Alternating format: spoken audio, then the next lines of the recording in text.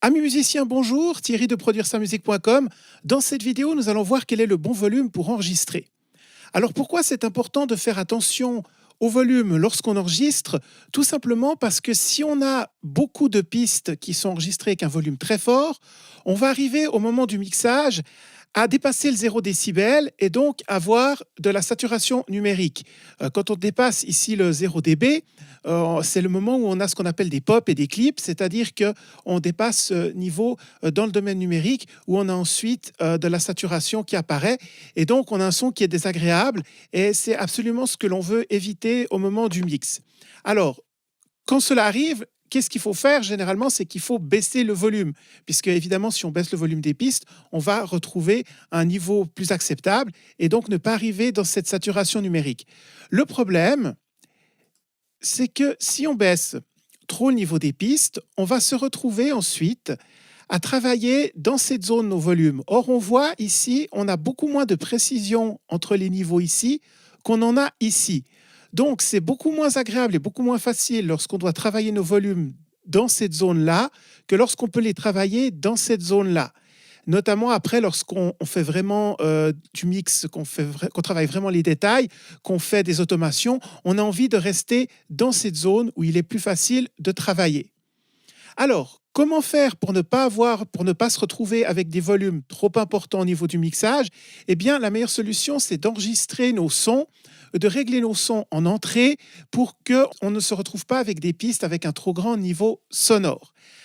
Quel est le niveau idéal? Personnellement, je conseille de viser un niveau qui se trouve aux alentours ici des 15, des moins 15 dB en entrée. Alors, ce n'est pas le niveau, il ne faut pas être au millimètre près sur ce niveau évidemment, mais il faut viser en moyenne pour rester dans cette zone qui se trouve juste entre le moins 20 et le moins 10, évidemment. Donc, pour rester dans cette zone, lorsqu'on enregistre une piste audio, et de cette façon, on va se retrouver avec un niveau global qui sera beaucoup plus facile à gérer par la suite. Alors, concrètement, qu'est-ce qui se passe? J'ai pris ici 3 exemples, un synthétiseur externe qui est le Subfati, un loop et un instrument virtuel. Alors, dans le cas, par exemple, du synthétiseur externe, voyons le niveau que j'ai si je ne fais aucun réglage, si j'utilise simplement un patch qui était préprogrammé.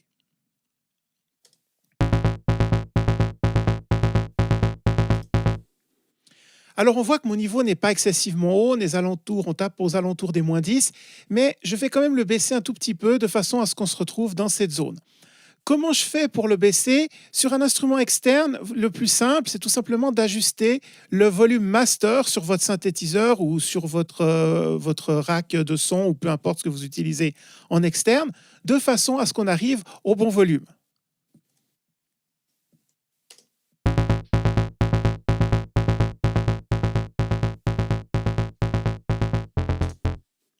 Voilà, on voit que de cette façon, en faisant un simple ajustement, je suis arrivé donc facilement au volume que j'avais envie d'atteindre, qui est environ ce moins 15 dB. Maintenant, si on enregistre un micro, par exemple, ou une source externe donc, qui a besoin d'être préamplifiée, la méthode la plus simple et la plus efficace, c'est de régler votre volume de gain sur votre interface audio. En ajustant ce bouton de gain, vous pourrez ainsi soit augmenter le niveau s'il n'est pas assez fort, soit le diminuer s'il est trop fort. Donc, simplement faites un ajustement sur votre interface et puis si vous avez des instruments qui ont besoin d'être ajustés à la fois sur le volume master et sur le volume de l'interface, n'hésitez pas non plus. L'important, c'est vraiment de trouver cette bonne balance pour arriver dans cette zone. Alors, une deuxième chose ensuite que l'on va voir, ce sont les loops audio. Donc, ce sont des boucles de son préenregistrées qu'on peut soit acheter en pack, soit télécharger, qu'on reçoit des fois aussi avec nos logiciels. En l'occurrence ici, donc c'est une simple boucle de drums qui est fournie avec Cubase. Donc, je ne l'ai absolument pas touché. C'est le son tel qu'il est fourni à l'origine. On va voir le niveau que j'ai avec cette boucle audio.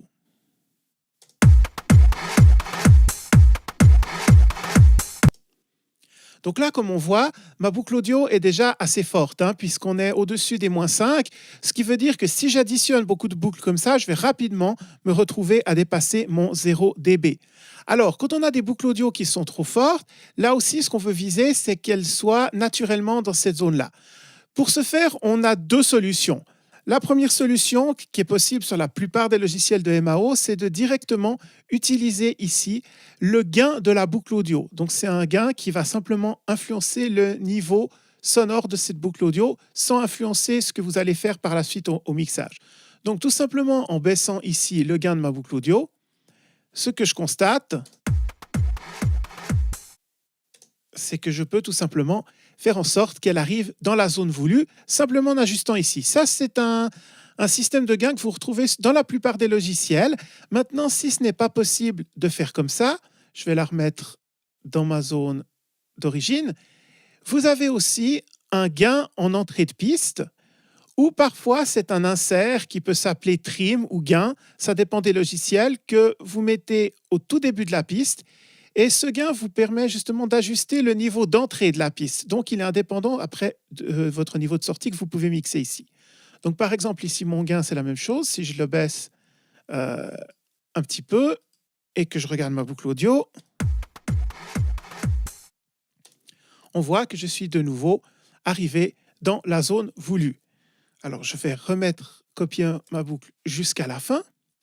Et maintenant, j'ai mes deux instruments qui sont ainsi réglés à un niveau beaucoup plus acceptable. Ensuite, le troisième type d'instrument que vous allez trouver, ce sont les instruments virtuels. Le problème avec les instruments virtuels, c'est qu'ils sont souvent réglés avec un volume d'origine très fort. Les patchs, les presets dans les instruments virtuels ont souvent un volume assez important. C'est en sorte un peu pour impressionner l'utilisateur quand il va tester les patchs. C'est un peu une course à celui qui va sonner le mieux et le plus fort. Le problème, c'est comme avec les loops avant, si vous avez trop d'instruments qui sont réglés avec un son très fort d'origine, eh bien vous allez rapidement dépasser le 0 dB et vous retrouver à saturer. Alors, qu'est-ce qu'on peut faire avec les instruments virtuels? On va regarder ici, par exemple, j'ai Omnisphere. C'est un patch d'origine d'Omnisphere avec un réglage vraiment tel quel au moment où je lance le programme. Regardons le niveau sonore. Voilà, on voit que sans que je n'ai rien touché, j'arrive déjà quasiment au 0 dB. D'ailleurs, je suis même allumé en rouge ici. Ce qui veut dire tout simplement que je joue simplement 3 notes d'accord à chaque fois, je suis déjà au-dessus du 0 dB, ça veut dire qu'il est vraiment beaucoup trop fort. Alors là, c'est assez simple avec les instruments virtuels, c'est que vous avez généralement un volume master de l'instrument qu'il suffit de baisser et vous pouvez ainsi tout de suite avoir un son à la sortie de l'instrument qui sera beaucoup moins fort, sans avoir besoin de toucher à votre instrument ou de modifier les patchs. Ça, c'est une fonction que vous allez retrouver dans la plupart des logiciels, de la plupart des instruments virtuels, que ce soit donc Omnisphere, Contact ou peu importe, ou les instruments fournis avec votre logiciel de MAO. Vous avez soit un volume master, soit un volume, si c'est une simulation, par exemple un synthétiseur virtuel, vous allez avoir le volume du synthétiseur, le volume master du synthétiseur que vous pouvez également baisser. Et une fois que vous avez baissé ce volume, vous allez vous retrouver avec un volume beaucoup plus acceptable.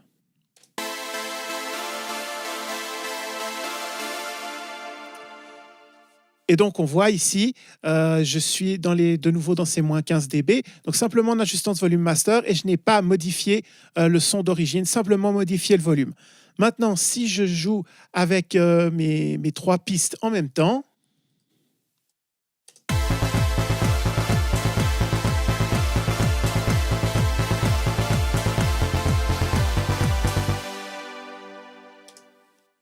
voilà, on voit que mes 3 pistes en même temps, eh bien, elles vont s'additionner. Donc forcément, on va être un tout petit peu au-dessus des moins 15 dB, mais on reste dans une zone encore tout à fait convenable. Après, évidemment, au moment du mixage, on va affiner ces volumes. On va très certainement, une fois qu'on aura rajouté d'autres pistes, devoir baisser un petit peu les volumes. Mais on va être capable de rester dans cette zone, facile à travailler, et on ne sera pas obligé de descendre drastiquement nos volumes ici, tout simplement parce que nous avons en amont travaillé les volumes de façon à ce qu'on reste dans cette zone. On voit que Omnisphere, par exemple, ou mes drums ici, d'origine étaient déjà facilement près du 0 dB tout seul, et on a vu qu'en les ajustant, maintenant je peux les jouer ensemble et on reste dans une zone tout à fait acceptable. C'est donc la façon dont il faut travailler le son à l'enregistrement, et même pour les instruments virtuels, si vous n'avez pas l'intention de les enregistrer, de les transformer en audio, mais de les garder simplement en VST, Le fait de baisser le volume fait qu'ils sont justement prêts à être mixés sans avoir besoin d'être après descendus vraiment dans des très bas niveaux au niveau du fader. Et puis, si par la suite, tout d'un coup, vous voulez les transformer en audio ou faire un bounce ou un render in place, vous avez déjà le volume qui est réglé, donc vous pouvez directement les transformer en audio et ils seront prêts à être utilisés. Merci d'avoir regardé cette vidéo. C'était un tutoriel de la série Bien débuter dans son home studio. Je vous donne rendez-vous très bientôt pour une nouvelle vidéo de cette série.